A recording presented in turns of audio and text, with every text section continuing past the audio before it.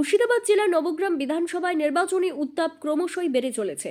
অনন্তপুর মোড়ে কংগ্রেস দলের প্রার্থী হিরু হালদারের পথসভায় দেখা গেল উপচে পড়া জনতার ভিড়। আজ বিকেলবেলায় নির্বাচনী প্রচারে অনন্তপুর মোড় এলাকায় কংগ্রেস প্রার্থী হিরু হালদার সেখানে পৌঁছয়। ওই এলাকায় পৌঁছতেই হিরু হালদারকে ঘিরে উচ্ছ্বাসে ফেটে পড়েন স্থানীয় মানুষজন। দুহাত ভরে দোয়া এবং আশীর্বাদ করেন এলাকার জনগণ। এলাকায় বাড়ি বাড়ি গিয়ে জনসংযোগ করে জনগণের সঙ্গে কথা বলেন প্রার্থী হিরু হালদার। স্থানীয় জনগণ তেনারা বলেন, এবার আমাদের মনের মতো প্রার্থী পেয়েছি। আমাদের প্রার্থী হিরু হালদার একজন সৎ এবং ন্যায়পরায়ণ ভালো মানুষ, যিনি সবসময় অন্যায়ের বিরুদ্ধে রুখে দাঁড়ান এবং অসহায় মানুষদের পাশে দাঁড়ান। সুখে দুঃখে এলাকার মানুষের পাশে থাকেন হিরু হালদার। কখনো তিনি অন্যায়কে প্রশ্রয় দেয় না, যার ফলে নবগ্রাম বিধানসভাকে ঘিরে তৈরি হয়েছে আলাদা এক জনমত। তবে অনন্তপুর মোড়ে এই জনসমর্থন কি ভোট বাক্সে প্রতিফলিত হবে? এখন সেটাই দেখার বিষয়। নবগ্রাম থেকে আজিমুদ্দিন শেখের রিপোর্ট, আখিরিগঞ্জ নিউজ। যা কিছু হচ্ছে কেন্দ্র এবং রাজ্য মদতে হচ্ছে। দেখুন আপনারা, এসআর নিয়ে কয়েক লক্ষ মানুষের নাম বাদ, তার মদতে হচ্ছে।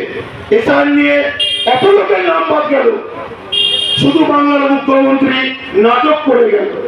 সবার আগে এই পশ্চিমবঙ্গে এসআর নিয়ে সর্বপ্রথম সারা ভারতবর্ষে বুক খুলে আমাদের নেতা রাহুল গান্ধী, আর পশ্চিমবঙ্গে মুর্শিদাবাদ জেলায় আমাদের নেতা সর্বপ্রথম এসআর নিয়ে প্রতিবাদ করে অধীর চৌধুরী।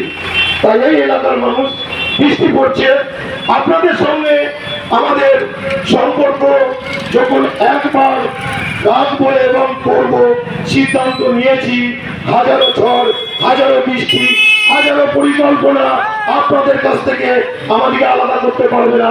এই কথা বলে আবারও বলবো, 23 এপ্রিল আপনারা কংগ্রেস প্রার্থীদের হাত চিহ্নে ভোট দিয়ে মুর্শিদাবাদ জেলায় বিপুল ভোটে আপনারা জয়যুক্ত করুন।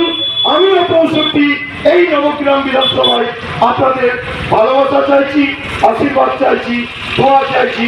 তাই হাত চিহ্নে ভোট দিয়ে আমাকে আপনারা আশীর্বাদ দোয়া করবেন, যেন আমি আপনাদের কাজে লাগতে পারি, আপনাদের পরিষেবা দেওয়ার সুযোগ পাই।